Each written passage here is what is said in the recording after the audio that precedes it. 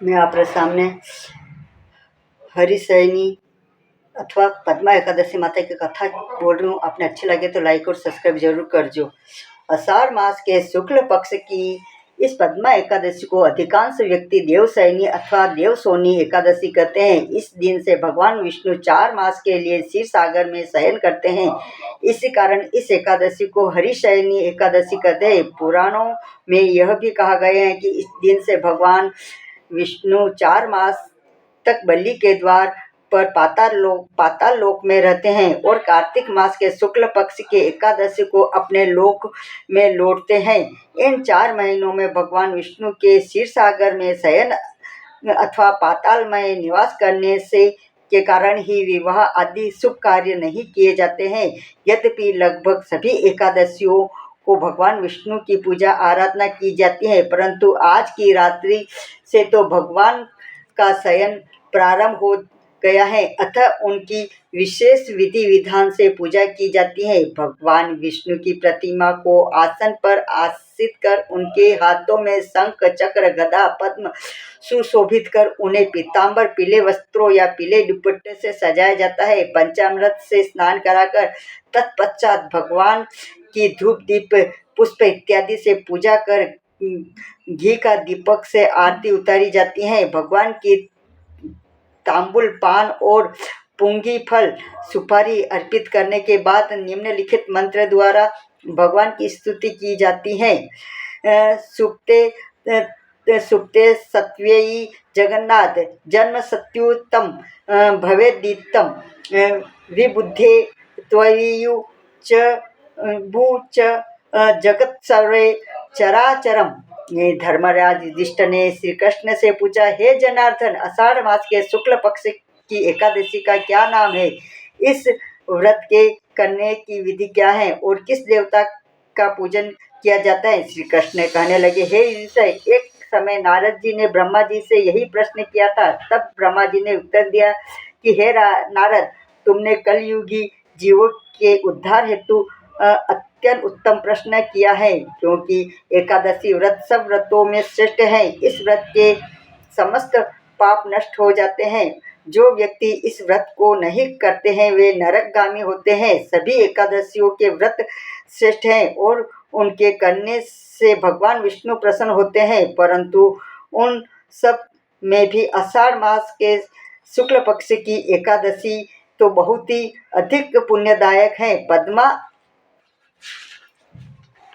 नामक इस एकादशी से संबंधित पुराणों में वर्णित एक कथा में तुमको सुनाता हूँ। हे नारद, तुम ध्यानपूर्वक इस कथा को सुनो। सतयुग में माधंता नामक का एक सूर्यवंशी राजा था, जो सत्यवादी और महान प्रतापी था। वह राजा प्रजा को पुत्र की तरह पालन किया करता था। उसकी प्रजा धन धान्य से भरपूर और सुखी थी।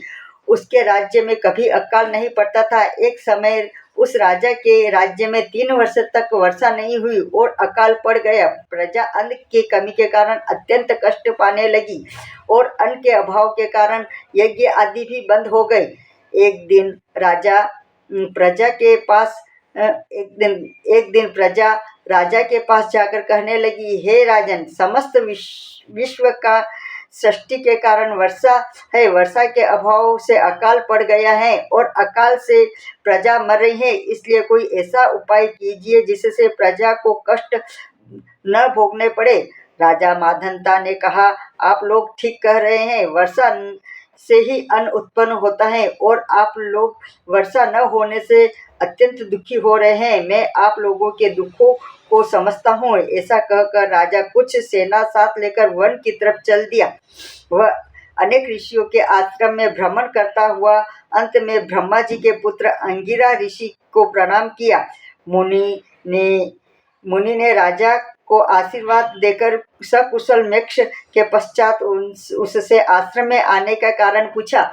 राजा ने हाथ जोड़कर विनती इसे कहा, हे भगवान, सब प्रकार से धर्म का पालन करने पर भी मेरे राज्य में अकाल पड़ गया है। इससे प्रजा अत्यंत दुखी हो रही है। राजा के पापों से ही प्रजा को कष्ट मिलता है, ऐसा शास्त्रों में लिखा है। जब मैं धर्मानुसार राज्य करता हूँ तो मेरी राज्य में अकाल कैसे पड़ गया है। मैं आपसे इसी संदेह का निवारण करने के लिए आया हूँ। कृपा करके मेरे संदेह का निवारण कीजिए और साथ ही प्रजा के कष्ट को दूर करने का कोई उपाय भी बतलाइए। राजा की ये बातें सुनकर महर्षि अंगिरा ने कहा, हे राजन, यह सतयुग सब युगों में उत्तम है। इसमें धर्म के चारों चरण उपस्थित है, अर्थात इस युग में धर्म की सबसे अधिक उन्नति है। लोग ब्रह्मा की उपासना करते हैं और ब्राह्मणों को ही केवल वेद पढ़ने तथा तप करने का अधिकार है, परंतु आपके राज्य में एक शूद्र तपस्या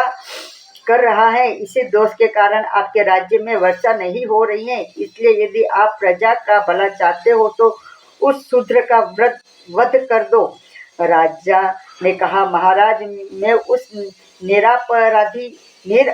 निरपराधी तपस्या करने वाले शूद्र को किस तरह मार सकता हूँ। आप इस दोष से छूटने का कोई अन्य उपाय बतलाइए। तब ऋषि कहने लगे, हे राजन, यदि तुम अन्य उपाय जानना चाहते हो तो सुनो। आषाढ़ मास के शुक्ल पक्ष की पद्मा एकादशी का विधि पूर्वक व्रत करो। इस व्रत के प्रभाव से तुम्हारे राज्य में वर्षा होगी और प्रजा सुख पावेगी।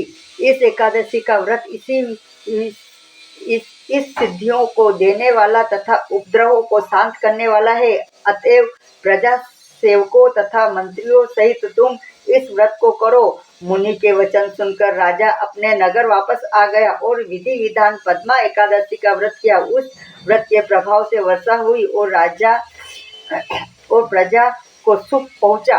इस देवसैनी या हरिसैनी एकादशी का व्रत सभी मनुष्यों को करना चाहिए, क्योंकि यह व्रत इस लोक में भोग और परलोक में मुक्ति का देने वाला है। इसकी कथा के पढ़ने व सुनने मात्र से ही मनुष्य समस्त पापों को नष्ट दूर हो जाते हैं। श्री देवसैनी एकादशी महारानी माता की जय।